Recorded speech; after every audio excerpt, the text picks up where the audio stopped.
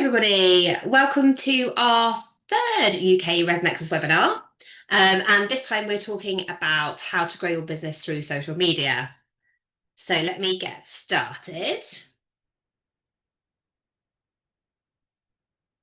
So first of all, a little bit about me. I am Vicky. I'm the co-owner of Tracks and Cream Glamping. We just started our 9th season running a glamping site, and I've got about 16 years of hospitality experience ranging from hotels to glamping. I'm also one of the directors on the board of the Glamping Industry Trade Association, where I'm the social media, PR and public affairs lead. And I'm also the UK ambassador for ResNexus. And I just want to tell you a little bit about ResNexus if you don't already know. So ResNexus entered the hospitality industry in around 2004, and our award-winning software is one of the highest rated property management softwares in the US. ResNexus was one of the first cloud-based property management softwares on the market, and we focus on providing the best online guest experience paired with powerful back-office tools and management for camping, glamping, boutique stays, holiday lets, and unique stay properties. But I'm here to talk to you about social media. I'm really happy to talk about this subject because I feel like we as a business are a real typical example of what most other hospitality businesses face when it comes to social media. We don't have a crazy amount of followers, we've never gone viral, but we do have a lot of loyal followers who engage and are happy to shout about our business for us. With that said, we have been using social media for our glamping site for the last 9 years to generate 90% of our bookings direct. And we've experimented with a lot of different types of content creation, and we explored all the platforms and have come up with a social media strategy that has kept our customers coming back and telling all their friends. So I'm just going to quickly go over what we're going to cover in this session. So I'm going to briefly tell you about our social media story and what we've learned. Then I'm going to go through the guide to the different platforms and which ones are right for you and why everyone should be on at least one platform, why it's a bit like playing the lottery. We're going to talk about the importance of knowing your ideal customer, then paid for versus organic and how you can get the best results, using influencers and user-generated content, the useful tech tools and the rise of WhatsApp as a social media presence, and how to have confidence on camera even when you don't feel it.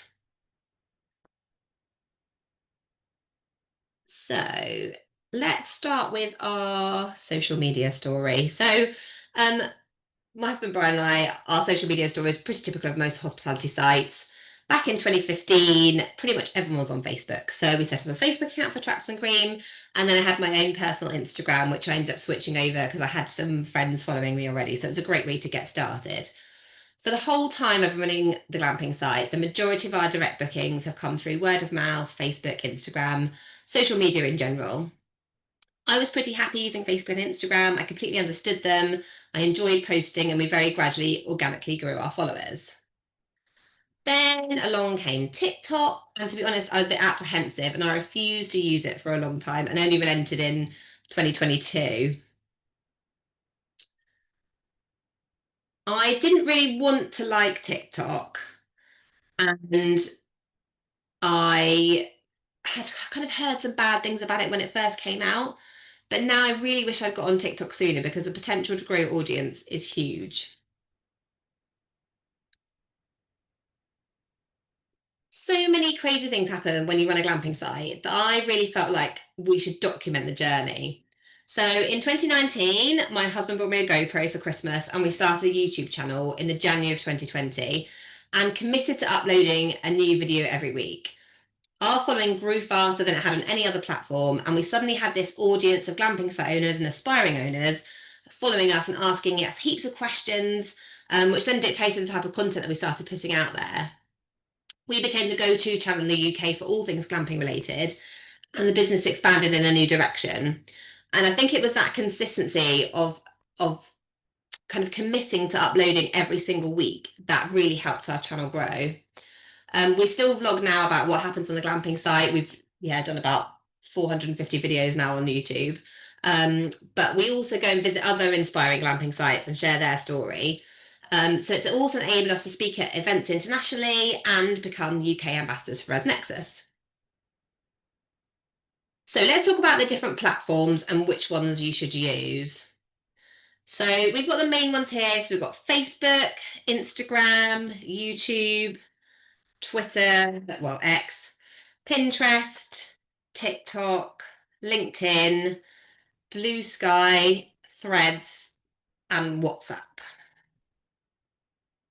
So I'm going to give you a super quick rundown of how I use these platforms for my business. So Facebook, we all know Facebook is popular amongst 18 to 49-year-olds, strong engagement from 50 plus users, and slightly more female heavy. I try to post at least once a week on my business page, but I mainly use this for groups. So there are heaps of groups related to accommodation, and I use a UK glamping group where customers can post where they want to go and stay, and hosts can reply if they have availability.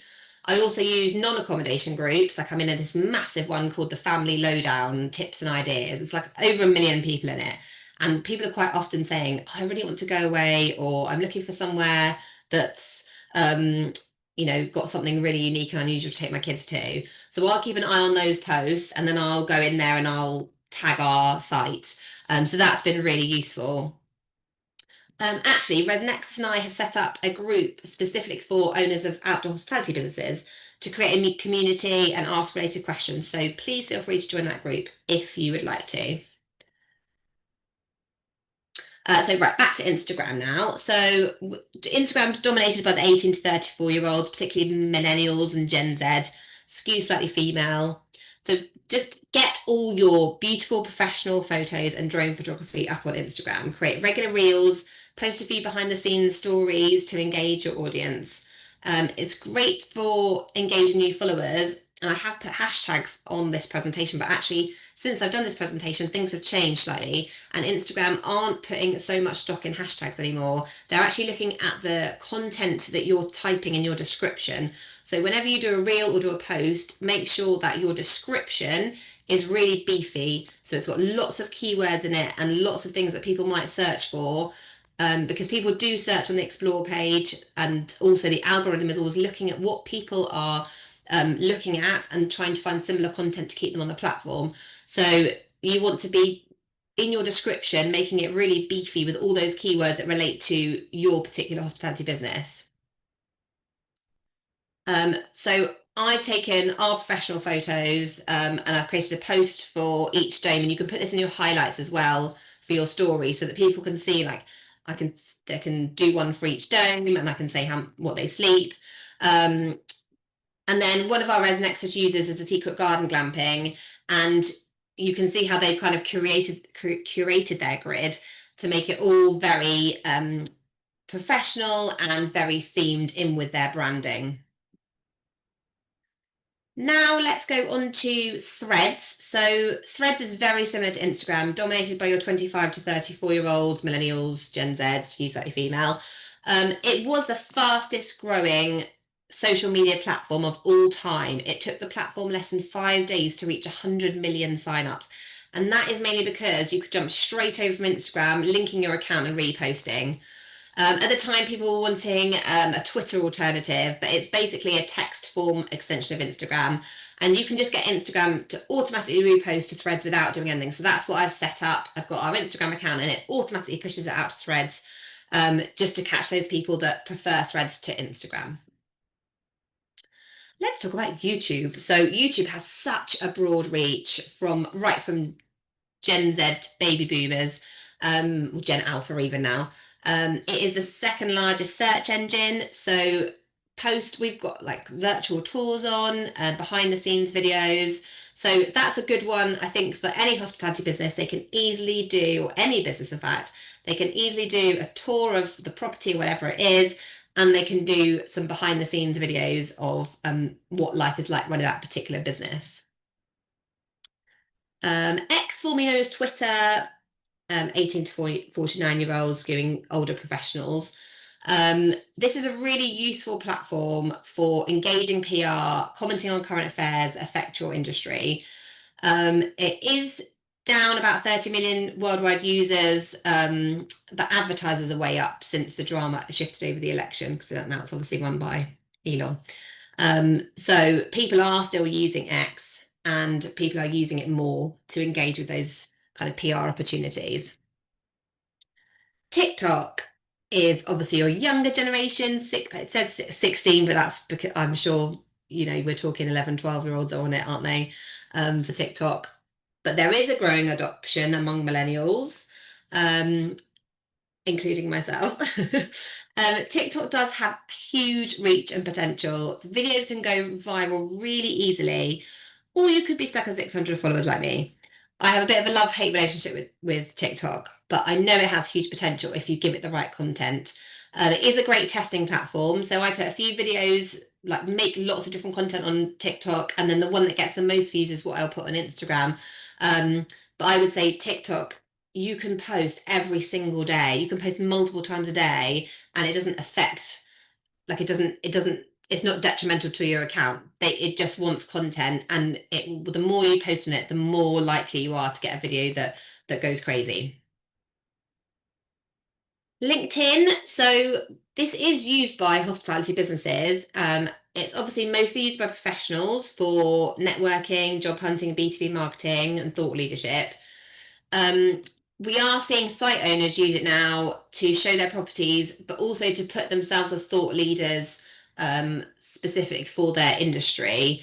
So if you're on there professionally, there's no harm in putting yourself, your own business profile on there of your particular, like putting Tracks and Cream on LinkedIn, just because then it's another way of reaching out to that audience.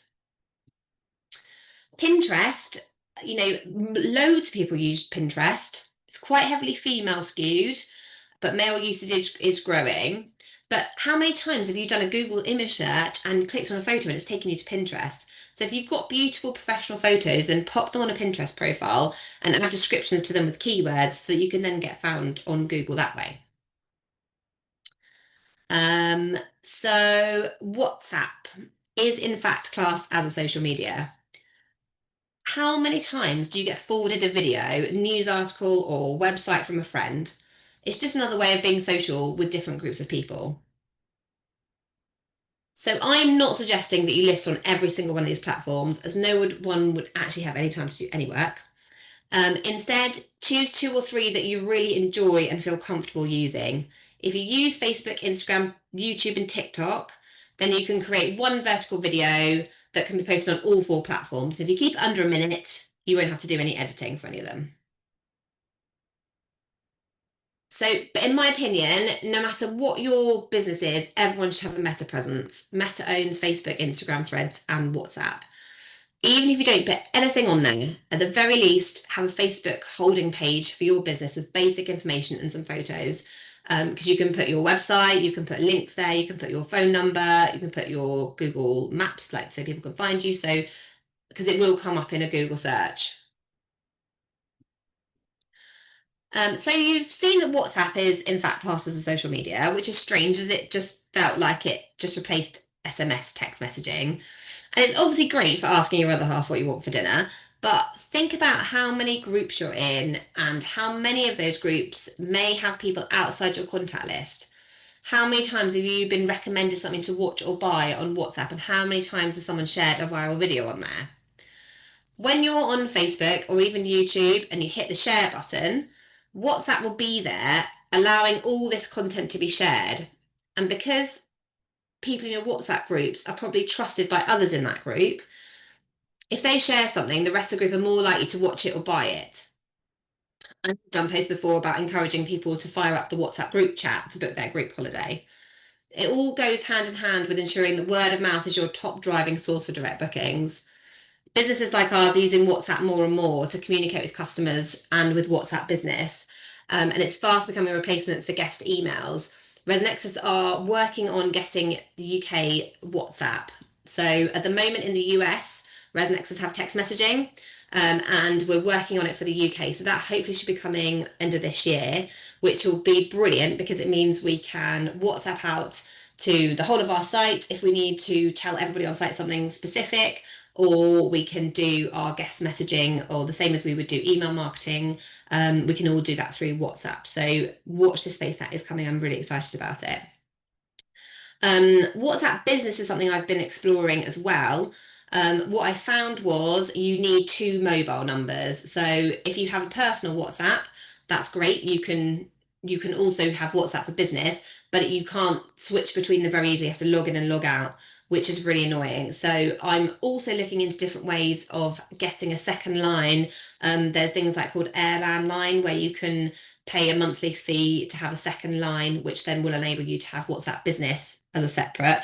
But the benefits are going to be great because you can do like automatic replies, you can do specific welcome messages to greet customers when they first contact you. You can do away messages. You can customize groups of different people, so like new customers or past guests, do bulk messaging. So WhatsApp is going to be really, really useful, I think, to all hospitality businesses in the future. One is now. So let's talk about social media as a lottery. So have you ever heard the phrase, you've got to be in it to win it? Well, if you don't play the social media game, you can't possibly ever win at it. So whenever I post a video on TikTok or YouTube Shorts, I actually feel like I'm playing the lottery. Will it get picked up by the algorithm, or will it get stuck at a couple of hundred views? But opposite to the actual world of gambling, the more you play or post, the more likely you are to win or get your business seen by a bigger audience.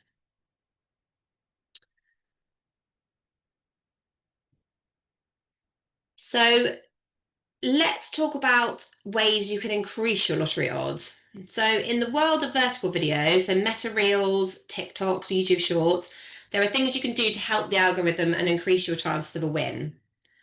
So first of all is find the trending audio. So on Instagram, you can see the audio that has an upwards, like kind of lightning bolt arrow. Or you can click on the trending tab. You can also, if you're going through Reels and you like a particular piece of audio, you can save it, and then you can use it for yourself. From that audio, they sometimes have templates you can use as well, which makes making Reels much easier.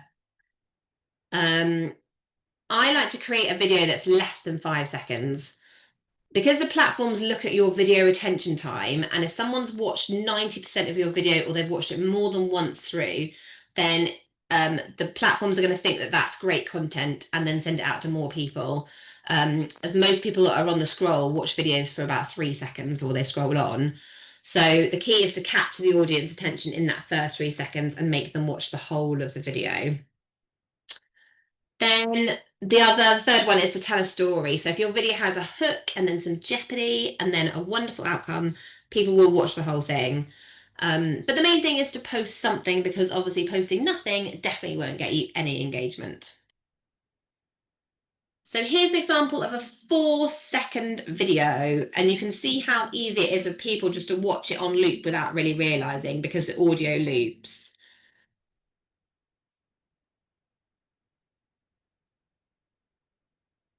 In marketing, talk a lot about knowing your ideal customer and making sure that your consistent messaging aligns to them. Discovering your ideal guest avatar is really important exercise within your social media marketing too, as you want your messaging to be aligned across your whole marketing strategy. So how many of you have actually sat down and wrote a detailed profile of your ideal guest? You might have several types in different demographics, but for the purpose of the exercise, I just want you to pick one type, and we're going to get really specific. So on the screen, I have the details of my ideal guest. You see how I've really niched down. I know her name's Rachel. She's 38. She's married to Tom.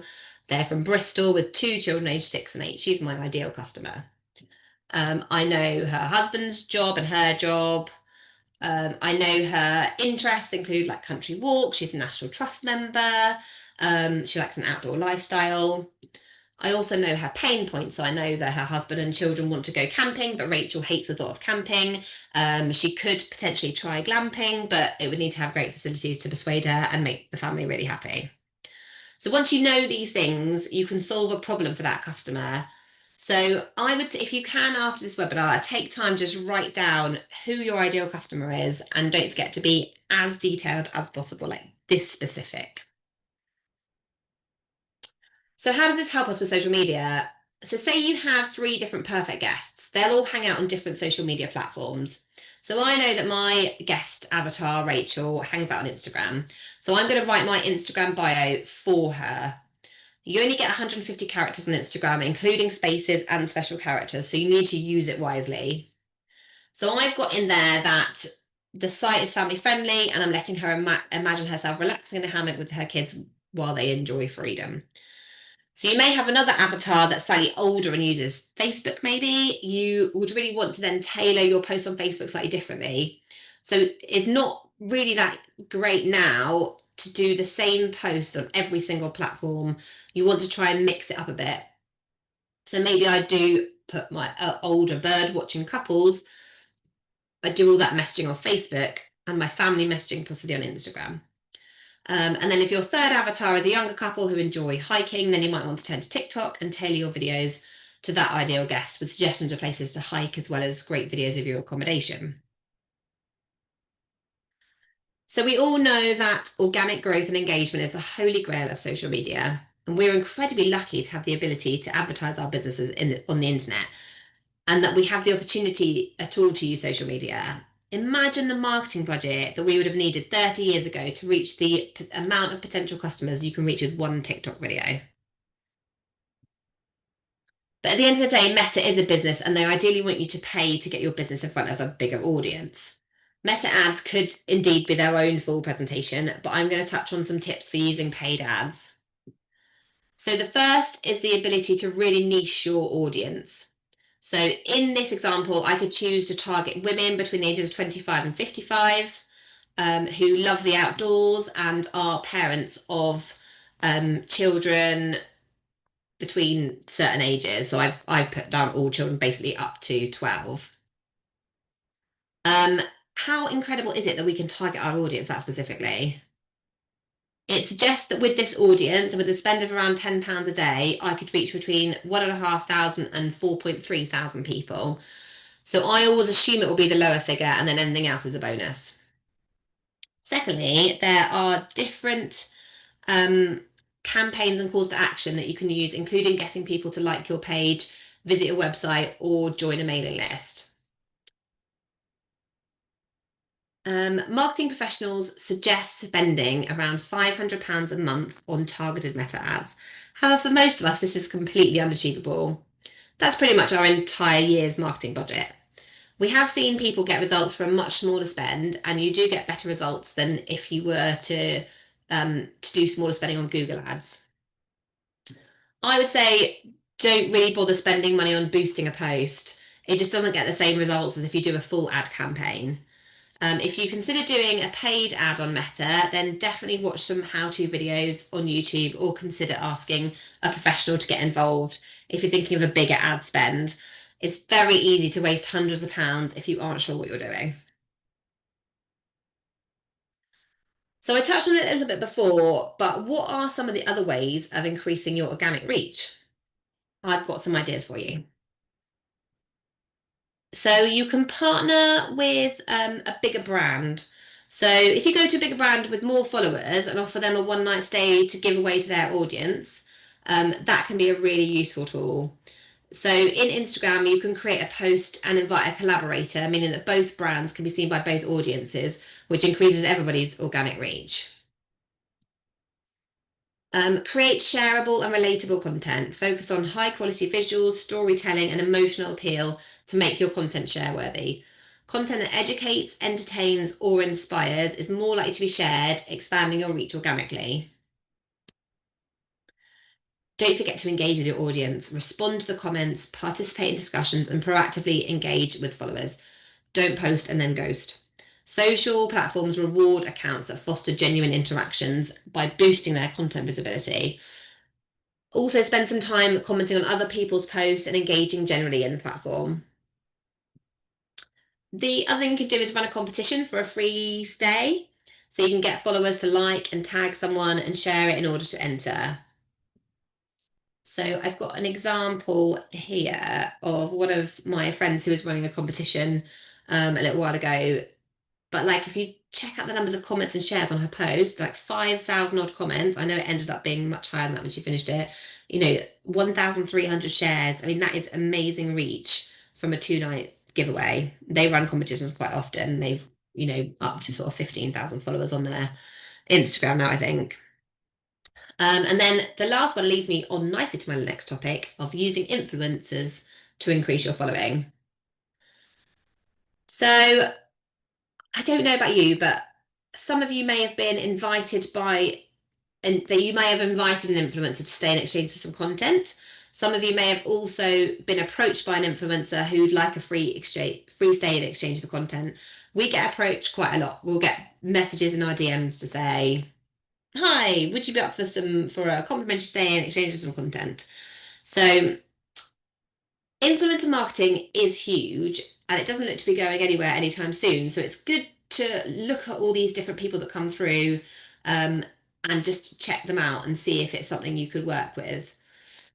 We have got a bit of a love-hate relationship with influencers. If you get the right one, they can be absolute gold for your business. But if you get the wrong one, then you've lost out on a couple of nights booking. Last year, we experimented with 3 different influencers. The first one approached us. They had around 10,000 Instagram followers and good engagement from her audience. They got us about 10 followers and 0 bookings. The second one I approached, and she had 20,000 followers then when I approached her. She had 50,000 followers by the time she came and stayed, and she now has I think she's up to about 400,000 followers. She was brilliant. She posted 3 reels and 3 TikToks, posted on her stories, and filmed one of her other brand videos at the site and then tagged us. We got almost 100 new followers, 3 bookings from her. So it was well worth offering her a free a free 2-night break. The third influencer we also approached as I'd met her at a networking event. And while she was staying and posting on her stories, we actually got a 5-night booking from her stories. So it definitely does work. So I'm going to give you some tips of working with influencers. So firstly, like, find one that aligns with your brand and has the same target audience as you. Ones we've approached have been far better than the ones that approached us. Offer them a free 2-night stay. You don't really need to pay them. So if they start expecting hundreds of pounds as well as a free stay, then they need to have millions of engaged followers. Look at the different platforms that they're on and make sure they are engaged followers and that they're your target audience. And by engaged followers, I mean, do they have 10,000 followers but only get like 1 or 2 likes or comments on a post? Or do they have, I don't know, 1,000 followers and they get like 50 likes, 150 comments? You've got to look at their profiles and their recent posts and do some investigatory work. You need to be careful of influencers that use bots.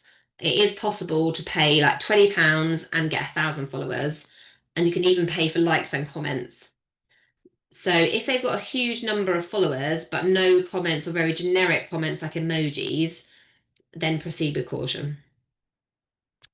I would say get it in writing what you expect from them. So detail like how many stories, how many posts and reels they'll do while they're staying. Some only like to post when they're home, so you may need to arrange what time of day and when they post. Provide them with a promo code so that they can share to their followers, which will help you track the bookings that come from them. But it also incentivizes their followers to book. So you might have an influencer called Katie, come create a promo code that's called like Katie10. And then every time somebody uses that code, you know it's come from that influencer. Maintain a relationship with them going forward by continuing to engage with their posts, and hopefully they'll share your content in the future. And then also don't forget to leverage their user-generated content. So share their stories to your stories and whatever post they do, and ask them if they will allow you to be a collaborator if they create a reel. Because if they've got 100,000 followers and you've got 2,000, then all those, because when you're a collaborator, all those views and likes, everything come to your platform or your page as well. So that's really useful being a collaborator. So user generated content doesn't just have to come from influencers. I like to treat every guest as a potential influencer or a potential for user-generated content. If you think about a typical couple that might come and stay, they're likely to have between 400 and 1,000 social media friends between them. Meta will see a post from a personal page as much more worthy content than one from a business page, so it's more likely to show that post to their friends and family. And from a potential customer's point of view, if they have seen a close friend or family member have stayed somewhere, they're about 92% more likely to trust recommendations from friends and family over any other form of advertising. Word of mouth influences between 20 to 50% of purchase decisions. Engagement rates from brand posts are typically lower, and the trust factor isn't as high. Studies suggest that direct brand advertising on social media results in a conversion rate that's often 10 to 15% lower than peer shared content. So, how do you encourage user generated content? And let's give you some tips. So, hand them Instagrammable content on a plate. And by that, I mean create beautiful spaces at your accommodation that they can't help but take photos of.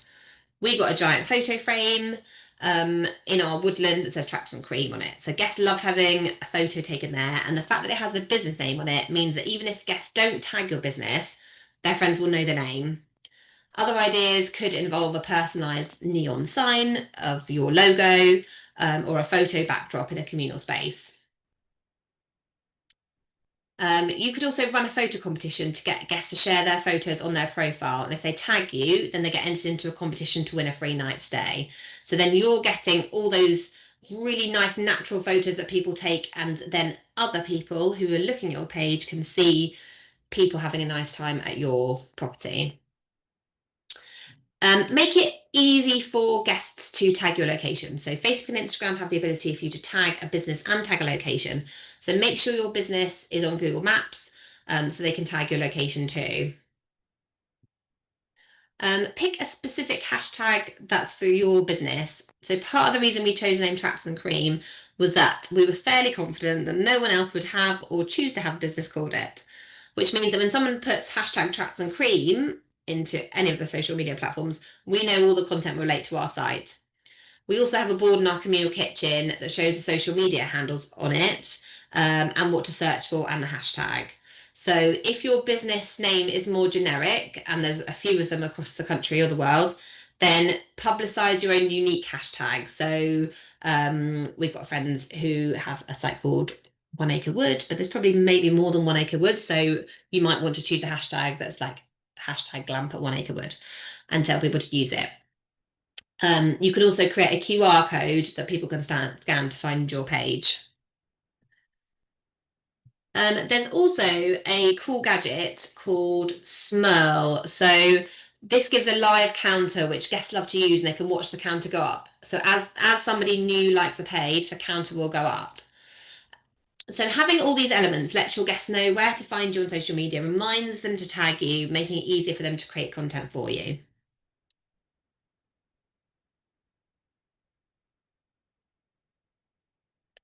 So what other tech tools can help you with the social media? I'm going to let you know the apps and tools that I use on a daily basis to reduce my workload. So the first app I literally could not live without is Canva. Canva lets you design social media posts in the right size for the platform. It's got an amazing suite of images and graphics, and I've created a video of just how I created this really super quick post.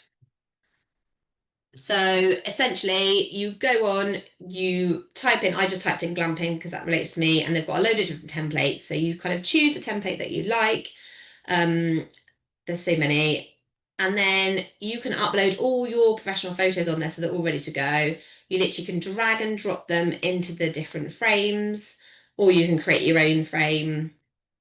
Then you can even go and adjust that photo within that frame so that it's aligned how you want it.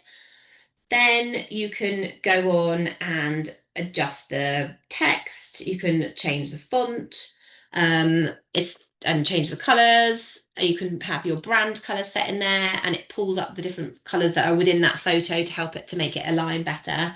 So yeah, it's super easy to use. And then let me get back to, yeah, so that is the finished design there. So like super quick. It was just a demonstration. So I use it a lot for YouTube thumbnails. Basically anytime I need to design something, I do it in Canva. I have the pro version, which gives you access to all the templates and the graphics, which is £10.99 a month. I might have gone up now. I need to check that. But around about £11 a month. Then let's go on to UCut and CapCut. So UCut and CapCut are very similar. UCut I find slightly easier to use. So basically, it's just an app that you have. You add and create a new project, then it will go through your gallery that's on your phone. So then you just literally choose the few different videos that you want from your gallery.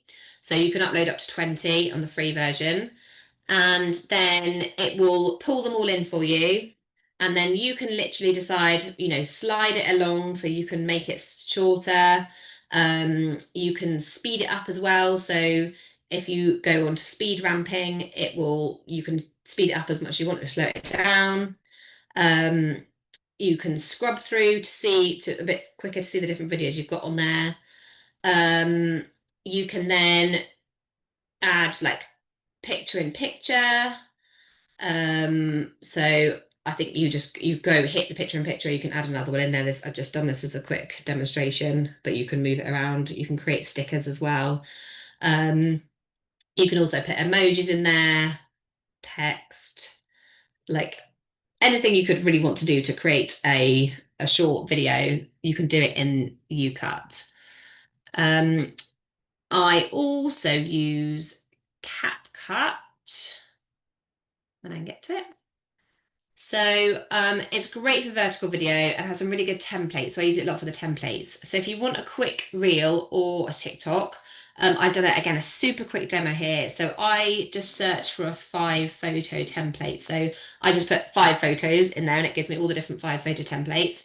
And then it will allow you to pick those 5 photos you want to use. So I just chose somewhere we went for afternoon tea recently. And then it will load all the effects for you and then just create the video for you because it's already got the settings in. So then you just export it. So this is the finished. Literally, I mean, that took minutes to do. It will put the CapCut watermark at the end, but you can crop that out. But there are loads of different templates that are only for the paid version. So you want to just, if you're using the free version, just have a look and don't choose the one with the diamonds on it because they're the paid for ones. Because I have done that before where I've created an entire video and then not realised it's a paid for one and then I don't want to pay for it. But you can get the pro version too, which includes it all, which is about £10 a month, I think. Let me go on now to, there we go, to another tool I use a lot, which is Meta Business Suite. So I use it for scheduling as it links your Facebook and Instagram. So you can schedule posts up to 29 days ahead. So it's great for batch creating content at the start of the month. But what happens if you have no idea what to post? So if you're into batch creating and scheduling, then use AI to help you. I put this very specific prompt into ChatGPT, which you're welcome to borrow.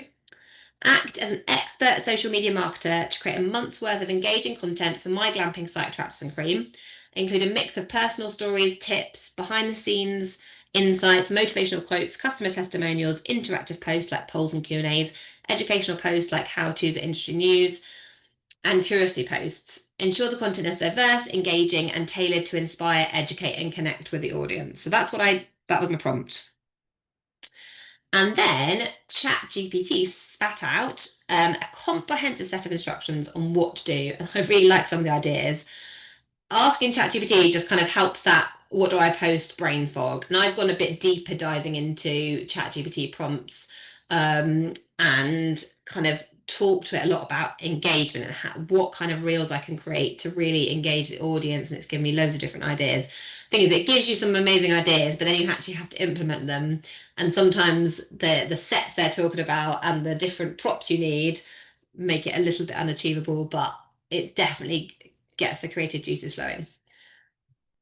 So like I really like this like curiosity post, guess this spot at Tracks and Cream, post a photo of a close up photo, recognizable, slightly hidden feature in a site that lets that lets followers guess in the comments. So I never would have thought of that. So I'm going to try and implement a few of these fun ideas for social media. You can also get AI to create you videos, so it's getting better and better. I used a website called PicaArt, and I asked it to squish up our dome for an end of season reel. Um, so yeah, that got really good engagement because it's just something different. I mean, the more AI is around, the more we're going to see these things come up and it be a bit less novel, I guess. But with all the talk of AI, we also need to talk about the importance of being authentic. So if we pretend to be someone we aren't on social media or overpromise an experience that we can't deliver in real life, then it goes without saying our guests will see through it and won't be happy. So it's also really important to show your face on social media as much as you can. We all know that people buy from people. So the more you can get the human element into your post, the better. This also includes making sure there are people in your marketing photos. It's all well and good having beautiful pictures of staged bedrooms, but guests also want to be able to picture themselves in that situation. So borrow a family and use them in your marketing photos. These are marketing photos from my friend's treehouse, and I can completely imagine being that lady relaxing in bed while looking out at the forest. So, how many of you feel uncomfortable when you have to be filmed? When it comes to being on video, studies suggest that 50 to 70% of people feel uncomfortable or self conscious. And the discomfort tends to be even higher for video compared to photos because video captures motion, voice, expressions, and can heighten our self awareness. Among aspiring content creators, a report in 2022 highlighted that 54% delay starting a YouTube channel or social media due to nervousness about being on camera. So this is an awful picture, but my advice is, and you aren't going to like it, just start filming yourself. And the more you do it, the easier it gets. We've just released about our 450th YouTube video, and I am now completely used to being on camera. The first 50 videos, I'd overanalyze what I look like and make sure I had makeup on. And now I honestly don't worry one bit about what I look like or sound like. It's all the more authentic and probably makes the people watching feel really good about themselves as they can't possibly look as bad as I do here. This is a screenshot from one of our recent YouTube videos when I had to pull a dead bunny out from under our geodome. And I had mud all over me. I had dead bunny on my face. It didn't bother me one bit that I was being filmed. So if I can go on camera looking like this, then all of you can definitely get in front of the camera and film yourselves. The beauty of video is that you can do multiple takes. And if you aren't happy, you can just do it again. So there's not really an excuse.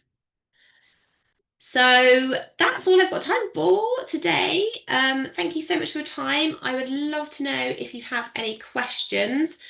You can always get hold of me, vjones@resnexus.uk, or that is my mobile number. You can scan the QR code if you want to know any more about ResNexus UK. So yes, I'm going to stop sharing my screen now and invite you for any questions. If anybody has any questions, I have one from Shira, who is from Tree Tents. So tree tents are these incredible structures that hang in the trees. So it's lovely of you to send a message, Shira. So by Instagram description, do you mean post captions or page description? So I mean the caption that you put on the actual post. So so when we're talking about like people not using hashtags quite so much, I'm talking about actually the keywords that you can get into that caption essentially. So you can obviously put captions on your carousel posts. We haven't actually talked about carousel posts on your reels. Try and get that as beefy as possible. But also your bio is super important. So that also needs keywords in your bio as well. But because you've only got 150 characters in that bio, you can't really do so much with it. So try and get as much as you can into those captions. What we're finding is they're prioritizing carousels just as much as they are reels these days. So carousels are keeping people on the platform because people are putting it quite wordy. So doing a photo with lots of words with a story on it and doing about 10 or so photos with stories on it, with information on it, like telling a story throughout that carousel. And that's getting just as much engagement as reels are. And it's really boosting people's Instagram. So it's worth having a go at a carousel if you haven't tried it. I think that is all my questions. But as I say, you are more than welcome to email me vjones@resnexus.uk if you would like any further information about anything or if there's anything I can help with at all. And yes, we're hoping to get our next webinar to be OTA related. We're hoping to get Airbnb on a webinar, so that will be really exciting, and we can talk through industry trends and that sort of thing. But always, if there's any webinars that you'd really like us to do, if there's anything you want to see content wise you want to see and want to learn about, we would love to know, so please drop me a line about that. Right, thank you so much for your time, and hopefully we will see you next time. Take care.